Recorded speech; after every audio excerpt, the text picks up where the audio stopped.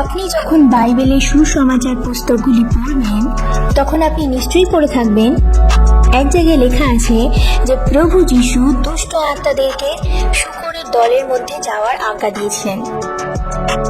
কেন প্রভু যিশু এমন করেছিলেন?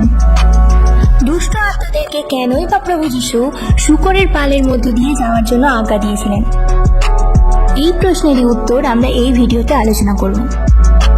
শুরু করার আগে খুব তাড়াতাড়ি বলতে চাই, আপনি যদি জিসাস সং টেল চ্যানেলে নতুন হয়ে থাকেন এবং এখনো পর্যন্ত চ্যানেলটি সাবস্ক্রাইব না করে থাকেন তাহলে অবশ্যই চ্যানেলটি সাবস্ক্রাইব করুন এবং পাশে দেওয়া বেল আইকনটা অন করে রাখুন, যাতে যখনই আমরা নতুন ভিডিও আপলোড করি আপনি সর্বপ্রথম দেখতে পান। আমরা আলোচনা করছিলাম যে প্রভু যিশু দুষ্ট আত্মাদেরকে শূকরের পালের মধ্যে যাওয়ার জন্য কেন আজ্ঞা দিয়েছিলেন। আসুন আমরা বাইবেল থেকে দেখে নিই যে বাক্যে কি লেখা আছে, যাতে আমরা পুরো বিষয়টা ভালোভাবে বুঝতে পারি। মার্ক লিখিত সুসমাচার 5 অধ্যায় 1 থেকে 4 পদে লেখা আছে, পরে তাহারা সমুদ্রের উপারে গেরাসেনীদের দেশে উপস্থিত হইলেন। তিনি নৌকা হইতে বাহির হইলে তৎক্ষণাৎ এক ব্যক্তি কবরস্থান হইতে তাহার সম্মুখে আসিল, তাহাকে অশুচি আত্মায় পাইয়াছিল। সে কবরের মধ্যে বাস করিত এবং কেহ তাহাকে শিকল দিয়াও আর বাঁধিয়া রাখিতে পারিত না, কেননা লোকে বারবার তাহাকে বেড়ি ও শিকল দিয়ে বাঁধিত, কিন্তু সে শিকল ছিঁড়িয়া ফেলিত এবং বেড়ি ভাঙিয়া খণ্ড বিখণ্ড করিত, কেহ তাহাকে বশ করিতে পারিত না। এখানে আমরা দেখলাম যে শয়তান অর্থাৎ দুষ্ট আত্মারা যে কোনো মানুষের মধ্যে প্রবেশ করে তার দ্বারা অস্বাভাবিক ঘটনা ঘটাতে পারে। 5 নম্বর পদে লেখা আছে, আর সে রাত দিন সর্বদা কবরে ও পর্বতে থাকিয়া চিৎকার করিত এবং পাথর দিয়া আপনি আপনাকে কাটিত। এটা সেই ব্যক্তির জন্য খুবই দুঃখজনক পরিস্থিতি, কারণ তার নিজের কোনো স্বাধীন জীবন ছিল না এবং সে সেই দুষ্ট আত্মাদের কাছে দাসে পরিণত হয়েছিল। 6 নম্বর পদে লেখা আছে, সে দূর হইতে যিশুকে দেখিয়া দৌড়াইয়া আসিল, তাকে প্রণাম করিল এবং উচ্চস্বরে চেঁচাইয়া কহিল, হে যিশু, পরাৎপর ঈশ্বরের পুত্র, আপনার সহিত আমার সম্পর্ক কি? আমি আপনাকে ঈশ্বরের দিব্য দিতেছি, আমাকে যাতনা দিবেন না।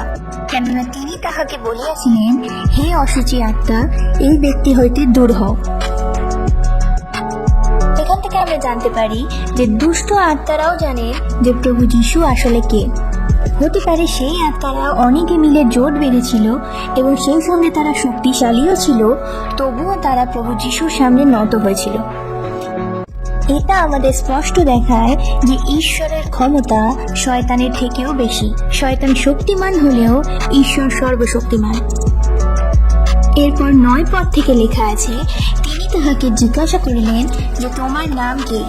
সে উত্তর করিল, আমার নাম বাহিনী, কারণ আমরা অনেকগুলো আছি। পরে সে অনেক বিনতি করিল যেন তিনি তাহাদিওকে সেই অঞ্চল থেকে পাঠাইয়া না দেন। এখানে আমাদের বুঝতে হবে যে বাহিনী অর্থাৎ বহু সংখ্যক সেনার সমষ্টি। যে কোনো সেনাবাহিনীতে 3000 থেকে 6000 সেনা থাকে। তাই সেই দুষ্ট আত্মাগ্রস্ত ব্যক্তির মধ্যে 3000 থেকে 6000 দুষ্ট আত্মাও ছিল।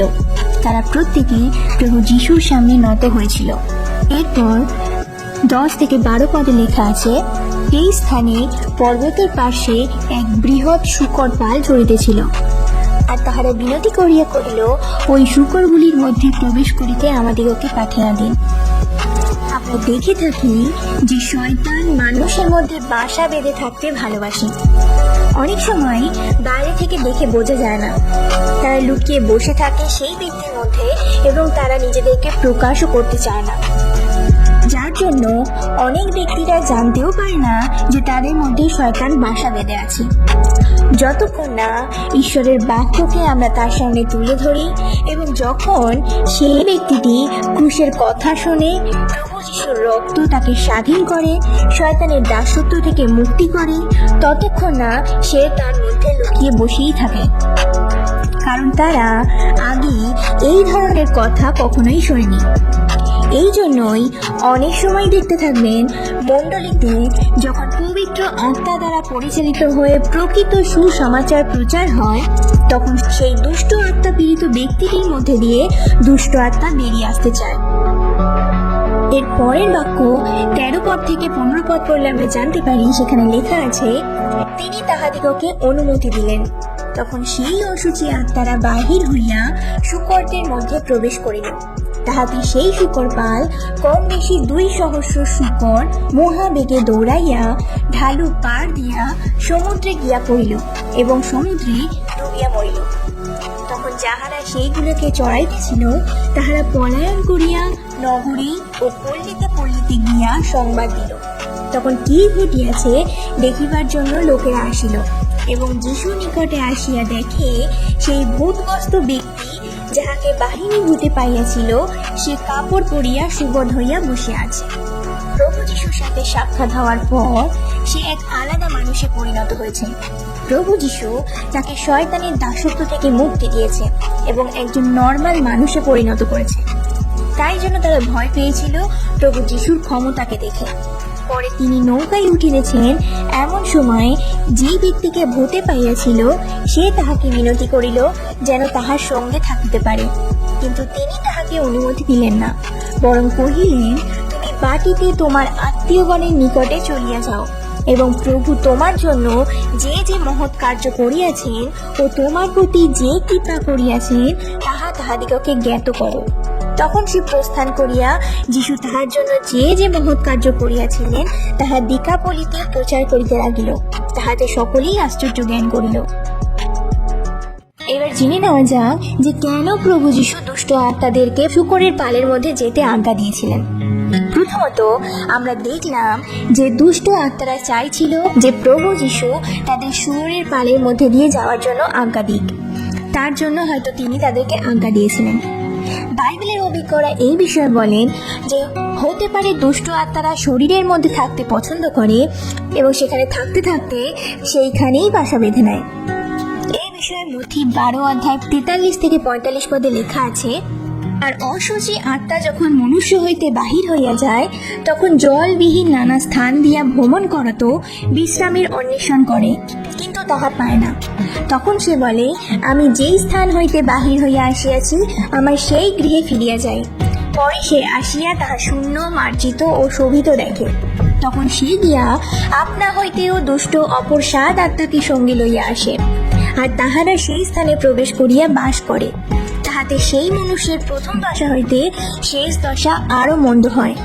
এই কালের দুষ্ট লোকেদের প্রতি তাহাই ঘটিবে। এই কারণে আপনি সেই সব মানুষদেরকে বাঁচাতে পারবেন না যারা এখনো পর্যন্ত প্রভু যীশুকে মুক্তিদাতা ও উদ্ধারকর্তা হিসেবে গ্রহণ করেননি, কারণ তাদের বাসা অর্থাৎ প্রাণ হলো ফাঁকা।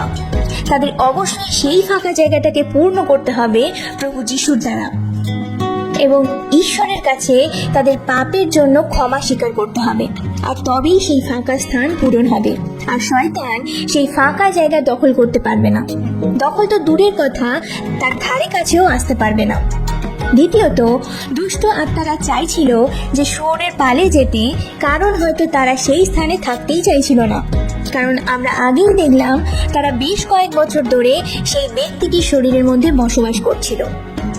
তৃতীয়ত, হতে পারে তারা হয়তো ঈশ্বরের শাস্তি থেকে নিজেদেরকে বাঁচাতে চাইছিল, কারণ তারা জানতো যে ঈশ্বর অলরেডি কয়েকজন দুষ্ট আত্মাকে অন্ধকারে ফেলে দিয়েছেন যারা তাদের সীমাকে অতিক্রম করেছিল। এই বিষয়ে জিহুদা 1 অধ্যায় 6 পদে লেখা আছে, আর যে স্বর্গদূতেরা আপনাদের আধিপত্য রক্ষা না করিয়া নিজ বাসস্থান ত্যাগ করিয়াছিল তাহাদিগকে তিনি মহাদিনের বিচারার্থে ঘোর অন্ধকারের অধীনে অনন্তকালীন শৃঙ্খলে বদ্ধ রাখিয়াছেন। দুষ্ট আত্মারা জানে যে ঈশ্বর বিচারের দিনে সবার বিচার করবেন এবং তাদের প্রত্যেককে নরকে ফেলে দেবেন। আর সেই জন্যই তারা হয়তো আশ্চর্য হয়ে গিয়েছিল এবং ভয় পেয়েছিল যে প্রভু যীশু হয়তো তখনই তাদের বিচার করতে এসেছেন। হয়তো প্রভু যীশু সেই ব্যক্তিটির মধ্যে দিয়ে বের করে অনন্তকালীন অন্ধকারে ফেলে দেবেন। হয়তো তিনি আজই তাদের শেষ বিচার করে দেবেন। আর সেই জন্যই তারা ভয় পেয়ে বলেছিল যে আমাদেরকে শূকরের পালের মধ্যে যেতে আজ্ঞা দিন। এই বিষয়ে মথি 8:29 লেখা আছে, আর দেখো তাহারা চেঁচাইয়া উঠিল, বলিল, হে ঈশ্বরের পুত্র, আপনার সহিত আমাদের সম্পর্ক কি? আপনি কি নিরূপিত সময়ের পূর্বে আমাদিগকে যাতনা দিতে এখানে আসলেন? এখানে আমরা খুব স্পষ্টভাবে দেখতে পাই যে তারা জানতো যে প্রভু যিশুর সমস্ত অধিকার ও ক্ষমতা আছে, এবং সেই জন্যই তারা ভয় পেয়েছিল। তারা আরো ভয় পেয়েছিল যে বছরের পর বছর ধরে তারা সেই অসহায় ব্যক্তিটির সাথে কি কি করেছিল, কতটা অত্যাচার করেছিল, কতটা কষ্ট যন্ত্রণা দিয়েছিল, সেই কথাটা ভেবে। এই কারণে অবশ্যই মনে রাখবেন যে শয়তান এবং দুষ্ট আত্মাদেরকে ভয় পাওয়ার কোনো কারণ নেই, কারণ এটা নিশ্চিতভাবে জেনে রাখুন যে ঈশ্বরের হাতে সমস্ত ক্ষমতা আছে। মথি লিখিত সুসমাচার 28:18 লেখা আছে, প্রভু যিশু বলিলেন, স্বর্গে ও পৃথিবীতে সমস্ত কর্তৃত্ব আমাকে দত্ত হইয়াছে। চতুর্থত সব থেকে বড় কারণ হলো সমস্ত সৃষ্টির মাঝে শূকরই একমাত্র প্রাণী যে কিনা নোংরায় থাকতে ভালোবাসে। তাই জন্য ইহুদিরা শূকরকে অশুচি বলে মনে করে, এবং সেই সাথে শয়তানও হলো অশুচি, সেই জন্য তাকে অশুচি আত্মাও বলা হয়। যার উদাহরণ আমরা মার্ক লিখিত সুসমাচার 1:23, প্রকাশিত বাক্য 18:2 এবং মথি 10:1 পড়লে জানতে পারি। সেই অনুসারে শুয়োর যেমন অশুচি এবং নোংরা প্রাণী, শয়তানও তাই অশুচি প্রাণী। এরপর আপনাদের মনে প্রশ্ন হতেই পারে যে শুয়োররা কেন দৌড়াতে শুরু করেছিল এবং জলে পড়ে গিয়ে মারা গিয়েছিল, এবং এর উত্তর হলো, এর দ্বারা প্রমাণ হয় যে অন্ধকারের কাজের পরিণাম হলো সবসময় মৃত্যু। শয়তান সর্বদা পাপ নিয়ে আসে, আর পাপের পরিণাম হলো মৃত্যু। সুতরাং শয়তান সর্বদা সকলের জন্য মৃত্যুকে নিয়ে আসে। যখন কোনো ব্যক্তি শয়তানের দাসত্বের মধ্যে থাকে, তখন সেই অশুচি আত্মারা সেই ব্যক্তিকে ধ্বংস করতে চায়। যেমন ভাবে আপনি দেখলেন সেই দুষ্ট আত্মাগ্রস্ত ব্যক্তিটি বছরের পর বছর ধরে কবরস্থানে থাকত।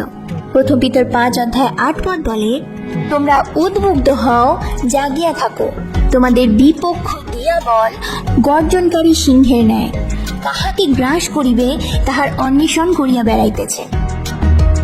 শয়তান এবং তার চেনা দুষ্ট আত্মাদেরকে খুব সহজভাবে নেবেন না, সেই সঙ্গে তাদেরকে ভয় পাওয়ারও কোনো দরকার নেই, কারণ ঈশ্বর আমাদের ভয়ের আত্মা দেননি। আমরা হলাম ঈশ্বরের সন্তান, আমাদের মধ্যে পবিত্র আত্মা বিরাজমান, এবং পবিত্র আত্মার উপস্থিতির জন্য আমাদের অধিকার আছে শয়তানকে ধমকানোর। এই বিষয়ে 1 যোহন 4:4 বলে, বৎসেরা, তোমরা ঈশ্বর হইতে এবং উহাদিওকে জয় করিয়াছ, কারণ যিনি তোমাদের মধ্যবর্তী তিনি জগতের মধ্যবর্তী ব্যক্তি অপেক্ষা মহান। যাকব 4:7 বলে, অতএব তোমরা ঈশ্বরের বশীভূত হও, কিন্তু দিয়াবলের শয়তানের প্রতিরোধ করো, তাহাতে সে তোমাদের হইতে পলায়ন করিবে। এবং লূক লিখিত সুসমাচার 10:19 বলে, দেখো, আমি তোমাদিগকে সর্প ও বৃশ্চিক পদতলে দলিত করিবার এবং শত্রুর সমস্ত শক্তির ওপর কর্তৃত্ব করিবার ক্ষমতা দিয়াছি, কিছুতেই কোনো মতে তোমাদের হানি করিবে না। আর সেই জন্যই আপনি চান বা না চান, আমরা প্রত্যেক মানুষ আত্মিক যুদ্ধের ময়দানে আছি।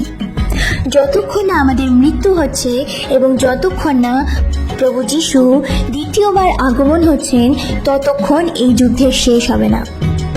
কেননা রক্ত মাংসের সহিত নয়, কিন্তু আধিপত্য সকলের সহিত, কর্তৃত্ব সকলের সহিত, এই অন্ধকারের জগৎপতিদের সহিত, স্বর্গীয় স্থানের দুষ্টতার আত্মাগণের সহিত আমাদের মল্লযুদ্ধ হইতেছে, যা আমরা এফেসীয় 6:12 পড়লে জানতে পারি। সেই কারণে ঈশ্বর চান যেন আমরা ঈশ্বরের ওপর নির্ভরশীল হতে পারি, নিজের সময় ব্যতীত করি সুসমাচার প্রচারের ওপর, এবং কখনোই শয়তানকে ভয় না করি, কিন্তু সর্বদা ঈশ্বরকে ভরসা করি। এবং সব সময় যেন মনে রাখে যে কেননা ঈশ্বর আমাদিগকে ভীরুতার আত্মা দেন নাই, কিন্তু শক্তি, প্রেমের ও সুবুদ্ধির আত্মা দিয়েছেন। সেই কারণের জন্যই আমরা যেন কখনোই কোনোভাবে আমাদের জীবনে কোনো ফাঁক না রাখি যার দ্বারা শয়তান আমাদের ওপর রুল করতে পারে।